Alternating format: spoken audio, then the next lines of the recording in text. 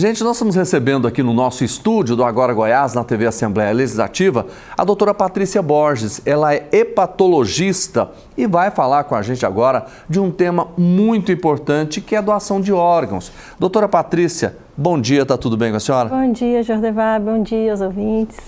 Esse é o Setembro Verde? Esse é o Setembro Verde, Jordevar. A senhora veio fazendo em homenagem. Já vim a caráter. Que bom. É o mês de incentivo e conscientização à doação de órgãos.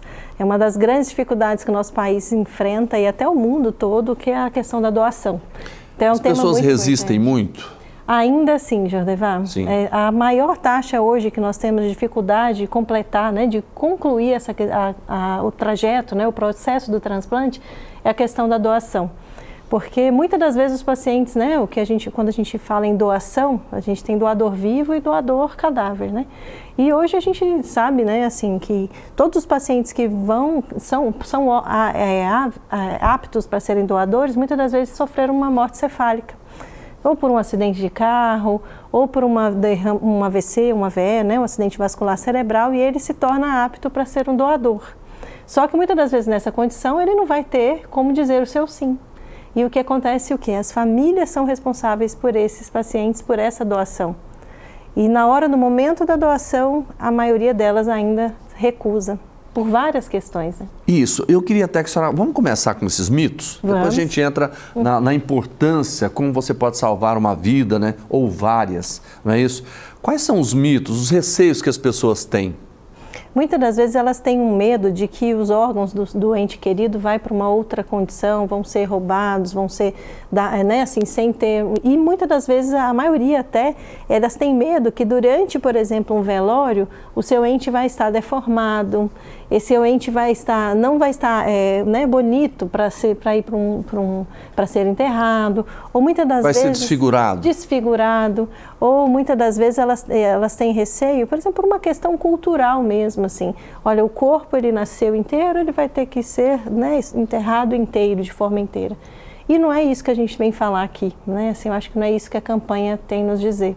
Que não importa, todo um preparatório para o órgão ser doado, o paciente, o ente querido do familiar, ele vai ser preparado para que tenha um velório digno, da mesma forma como qualquer outro paciente. Doutora, quais são os órgãos que podem ser doados? Nós temos fígado, coração, rins, pulmões, pâncreas, a gente tem também os tecidos, como temos também as córneas, temos também a pele, então são vários órgãos. Uma vida, Jordevar, pode salvar mais de 9 vidas. Nós temos 2 rins, 2 pulmões, nós temos coração, temos fígado, pâncreas, então são muitos órgãos que podem ser doados e tecidos também. Então, realmente, uma pessoa, um doador, ele pode salvar mais de 9 vidas. A senhora falou que existe o doador, que é a pessoa que morreu, e aquela que ainda não morreu. Como é que é isso? Isso. Nós temos o paciente que é o doador cadáver, que é aquele que sofreu um procedimento, por exemplo, uma morte cerebral, um acidente de carro, um traumatismo craniano, ou aquele também que teve um acidente vascular encefálico, que é um derrame, mais conhecido como derrame. Esse paciente, durante algumas horas, ele fica com o seu corpo, seu organismo apto ainda para doar alguns órgãos. Isso são questões de horas. E nesse momento, ele pode ser considerado um doador. A gente chama de doador cadáver. E aí, nesse momento, a família é comunicada, a central de transplante fica ciente e entra em contato com as equipes e vê a fila, quem está na fila aguardando o transplante. Agora, quando eu falo de doador vivo, é aquele, por exemplo, que tem uma família, por exemplo, que um dos filhos tem uma doença renal crônica, que faz hemodiálise. Então, esse filho, ele sofre, tem vivido anos aí tendo que 3 vezes por semana fazer hemodiálise. Isso causa um sofrimento e aumenta o risco de mortalidade relacionado a essa doença. E aí, nessa condição, por exemplo, ele pode buscar um doador vivo, que é, por exemplo, um ente familiar. Aí são feitos vários testes que esse paciente pode... até que se encontre um doador compatível com ele para que ele receba a doação. Eu já vi um caso, eu queria até comentar com a senhora, que é o seguinte, tinha um irmão que tinha um problema, precisava de um rim, e o irmão dele era compatível, se dispôs até a fazer essa doação, mas a esposa falou, não, vai fazer falta para você. Quer dizer, como é que a senhora vê essa visão, muitas vezes, muito dura, porque você pode ajudar um irmão, não é isso? É uma negativa, né? Uma negativa. Sim, muitas das vezes, esse processo da doação, ele não é tão simples assim, olha, eu quero doar, da doação intervivos, né? A gente chama de doador intervivos. Eu quero doar, eu vou chegar lá para o médico e vou falar, não, eu quero doar, pode tirar aqui. Não é assim. Legalmente tem todo um processo. Por quê? Porque esse paciente que vai ser o doador, ele tem que também ter uma condição de vida saudável, uma condição de saúde boa. Então, ele é avaliado, por exemplo, se numa doação de rins, se ele tem uma pressão alta, mal controlada, se ele tem um diabetes, se ele tem uma história na família importante de que possa levar a ele a ter uma doença no futuro e que vá precisar desse órgão, ele não pode ser, por exemplo, um doador. Então, isso tudo é avaliado por uma equipe especializada em transplantes. Então, no caso do transplante de rim, são os nefrologistas, os cirurgiões que avaliam. Da mesma forma, o transplante de fígado, que existe também a doação intervivos. Uma parte do fígado pode ser doado por um ente querido também. Mas isso também é avaliado porque são duas pessoas, dois seres humanos submetidos ao mesmo risco operatório, ao mesmo risco de cirurgia, né? Então, isso tudo é avaliado. Mas, claro que o juiz também precisa assinar. Então, assim, existe leis que regulamentam isso, para que não seja uma doação que confira, por exemplo, um caráter de interesse.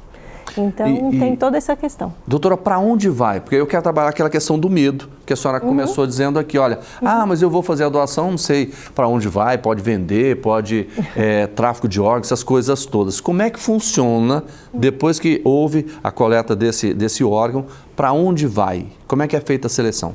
Sim. Então, todo paciente que é identificado como potencial doador, ele é avaliado por uma equipe especializada dentro do hospital. Então, chegando intra-hospitalar, essa equipe da central de transplante avalia esse órgão, conversa com a família, recebe o aceite, faz todo um processo de avaliação com psicólogo, assistente social. A família dando um aceite, esse paciente, ele vai ser preparado para ser doador. Então, ele vai estar submetido, por exemplo, a monitores cardíacos, toda a pressão dele estável para que ele seja doador. Depois que ele está apto para ser doador, a equipe que vai fazer a cirurgia, a equipe que vai ser a equipe transplantadora, vai até o hospital, examina esse paciente, avalia e começa a cirurgia. A partir do momento que começa essa cirurgia, o doador, o receptor que está no outro hospital, onde é um hospital cadastrado para transplante, ele vai ser preparado ao mesmo tempo. Então, as cirurgias começam basicamente ao mesmo tempo. Então, no doador e no receptor. Esse órgão é retirado do doador, é levado sob forma de soluções de preservação, de congelamento.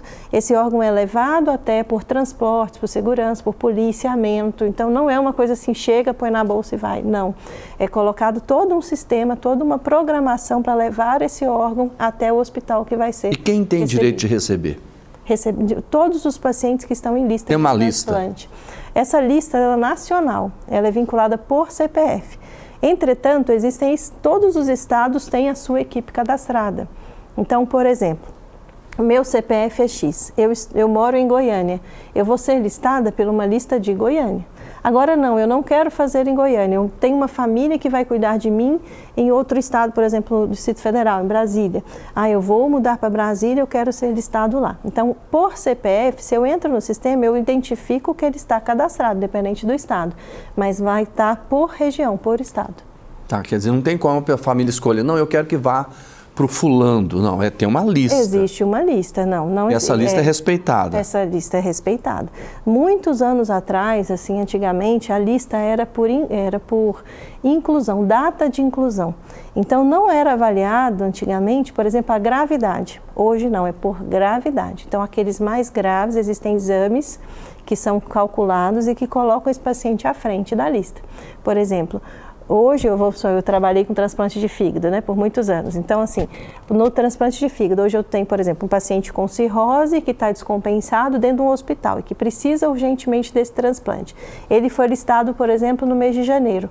Mas eu tenho um outro que foi listado em dezembro e hoje está estável, mas ele estava na fila desde dezembro. Mas não importa. Se esse está mais grave, ele vai ser priorizado. Eu vou dar um exemplo hipotético, no caso do coração. Aí a família que doa fala, mas eu queria conhecer, saber quem é a pessoa que vai receber. Isso eticamente não existe, tá? Não pode. Essa questão do Faustão teve muita polêmica, né, relacionada a isso, porque especulou-se, né, soube quem era o doador, né, souberam quem era, mas isso não existe, isso não é normativo, isso não é correto, né? Quem trabalha com transplante sabe disso. Nem o doador, né, nem a família de quem foi doador fica sabendo quem foi o paciente que recebeu e muito menos o receptor. Isso é legal, isso é sigiloso. Doutor, então, e como é que deve proceder a pessoa? Porque é uma decisão pessoal também, né? Não, eu quero ser um doador de órgãos. Estou vivo e eu quero ser um doador. Porque antigamente eu lembro, você podia botar na carteira de identidade. Isso acabou. E agora? Agora, se você quer ser doador, você precisa passar, por exemplo, primeiro, se tem um familiar que precisa, veja com o médico que acompanha esse familiar, se você pode ser o doador. Por exemplo, tem filhos que vêm com um pai que tem cirrose, eu quero doar o fígado para o meu pai, como que eu posso fazer? Então, procura a equipe que está acompanhando o seu pai, o seu familiar, e explique isso. Aí eles vão avaliar e vão encaminhar para um serviço que faça, por exemplo, doação intervivos. Agora, por exemplo, eu quero doar um rim, né, em vida, e o paciente está precisando, explica a família. Agora, normal na população, eu quero ser doador. Não tem uma busca que eu possa ir lá pessoalmente e falar, olha, bater na porta e falar, não, eu quero ser doador. Não. A única forma é eu dizer para a minha família o meu sim. Então, eu preciso falar com o meu ente querido, olha, se porventura, em algum momento, eu for apto para ser um doador, tiver algum acidente, Deus me guarde, né? Mas alguma condição que eu possa ser apto, essa pessoa vai ser o responsável, né? Uma pessoa que é da sua família, da sua confiança, vai falar, não, ele me disse que queria sim. Se for o caso, faça um documento, mas não é obrigatório, é somente dizer o sim. E existem outras formas de ser doador também, né, Jodevar? Por exemplo, doação de sangue. Para um transplante de fígado, é necessário inúmeras bolsas de sangue. Então, se você quer ser um doador, você pode ajudar outras pessoas de outras formas, como doação de sangue, procurar os bancos de sangue e fazer sua doação e fazer sua parte. Tá certo. E vamos divulgar, vamos conscientizar. Esse é o Setembro Verde, né? Que a gente está aqui para falar para você exatamente da importância. Doutora Patrícia Borges, hepatologista, muito obrigado pela participação da senhora. Um bom dia. Um bom dia também. Obrigada a você, obrigado aos telespectadores. Podem contar comigo. Seja um doador, tá bom? Vamos